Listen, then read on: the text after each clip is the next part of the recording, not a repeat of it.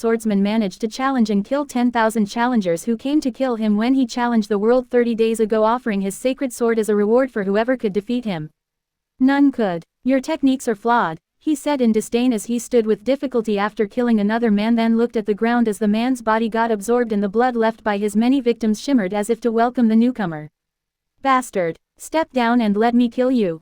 Coward! Murderer! Below the arena, their families, friends, and elders of his victims cursed at him, waiting for him to leave the sacred arena so that they could all attack him at once and kill him. This arena was a relic from the past, and although no one knew how it worked except for Adrian, everyone knew that only 2 people could be on it at the same time. I am not a murderer. Those guys came at me on their own, wanting my magical treasure. He said. Bastard! Demon! Damn it! Kill him! They howled. None of them was brave enough to step alone onto the arena. This should be enough, Adrian, who decided to ignore the crowd, said as he looked up. It's about time for the last ingredient. As if on time, slowly out of thin air a very pretty woman with ethereal white skin metallized above the arena, making everyone go silent, expert for the vocational gasps. HSSSSSSSS.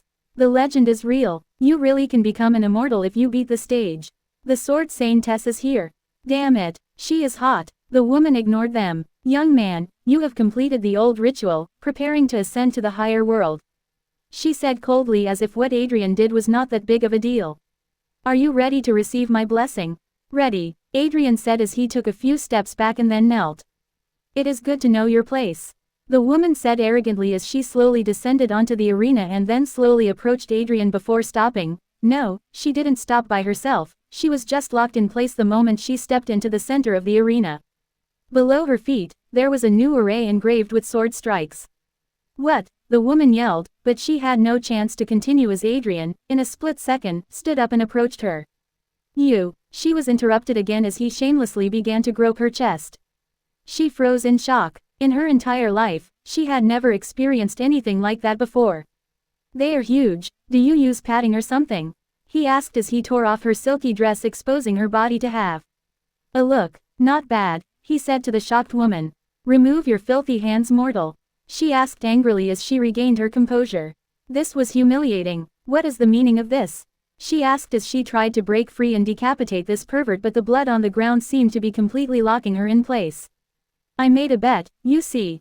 Whether I will be able to sleep with an immortal fairy, he said as he caught her pretty face with his hand and licked her cheek like a pervert. Damn it, you are wasting your chance for immortality because of a bet. She frowned and asked, looking at him coldly. His actions were very illogical. A chance at immortality? Don't joke around, you are only taking me to be a servant or a sword slave for whatever shit power you work for. Adrian spat, making her frown. It was the truth. This body is only an avatar clone, you know, and you will definitely die, she said in disgust. Regardless, it resembles your real body. And I don't mind dying if I can make you feel my manhood with your very soul. He said with a smirk. I bet you will start calling my name in your dreams after that. He said as he began to move his hands indecently around her, making the crowd go completely silent as they froze and watched in shock what was happening, completely forgetting about their dead family and friends. The immortal looked at him with disgust. Although she felt something was wrong,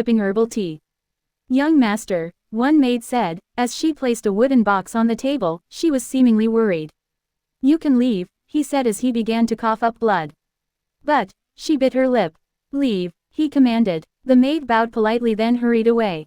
Adrian sighed and grabbed the jade box the maid placed on the table, then carefully opened it. Inside, there were 2 pills, one golden and the other pitch black. The greatest poison in the world that shattered the soul, and the greatest cure in the world that unified it. As one of the world's greatest alchemists, he really did it.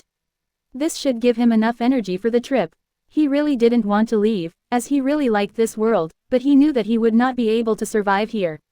He sighed, took out 2 letters, and placed them on the table. One was a goodbye to his master and parents, while the other was to free his maids from servitude. Looking at the position of the sun, he took a deep breath, then swallowed the 2 pills followed by some golden wine. His body shattered moments later into fragments of light. It was as if he was never there. Ellipsis. In a strange world, under a strange sky, a group of young men were floating on boats in the middle of a lake of light. They each had stacks of paper in front of them which they wrote on with feathers that sucked their own blood. It was an exam. One young man sighed, after he finished his answer, raising his paper above his head. Finished already? An ethereal voice asked. Done, the young man said, nodding as 3 old men appeared next to him out of thin air, standing on the lake's surface. They grabbed his paper and quickly gave it a look. 9 minutes later, they paused and then turned to look at each other. They understood nothing. WTF was this? Wasn't the question posed by the warden about the meaning of life? Why was the answer a bunch of numbers and calculations instead of the philosophical explanation they expected? Are you kidding us? One old man said angrily. How dare this young man take the imperial trial as a joke? I am not. You can check with the world's will, the young man said, carefully positioning one of his legs over a stack of discarded papers on the boat's floor. The old man nodded, then raised the young man's answer to the sky. Oh well, test US. He shouted, activating an artifact pendant on his chest, which was a terminal that connected him to the will of the world, the artifact that ruled this world. The world's will descended. Everyone could feel it, a greater power that oversaw everything in this tyrannical world. It felt the paper and ran the calculations as a golden aura surrounded everything. First, it lingered on the number 42, and then BOOM.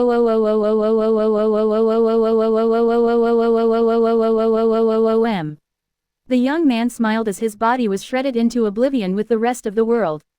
His soul survived. He had just slipped an uncatchable recursion with a division by 0 into the world's will, causing it to crash. This was the only way he could exit this eternal prison plane. Ellipsis. In an evil sect, a very handsome naked young man was tied to a pole with thick golden chains as more than 100 exhausted women collapsed on the stone floor all around him. Is that all you have got? He asked with a sneer. Who would think that the strongest evil sect in the world didn't even have the skill to a simple young man? Bastard. One deductive woman cursed. I will make sure to exhaust all of your energy, she said, attacking him again and using a yin-yang forbidden exchange method. She couldn't believe she would not be able to conquer this man who openly and publicly challenged their authority. No one dared to do that for the last 100 years after they conquered this world. She had to defeat him with this, as if he won the bet he made them take, she and her entire sect would end up being his slaves.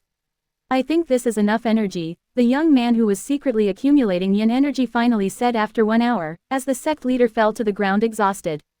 What do you mean? She asked. Was he surrendering? I mean, you girls did a good job. I hope that you will get to be men in your next life to experience how good you made me feel. He nodded with a smile. Bye. Then he exploded. That much energy he collected had to go somewhere. Boom. Ellipsis. In a myriad of other worlds, the same thing happened again and again at the same time by different means, sending the now empowered fragments of the soul belonging to Adrian Red Oak back into his original body.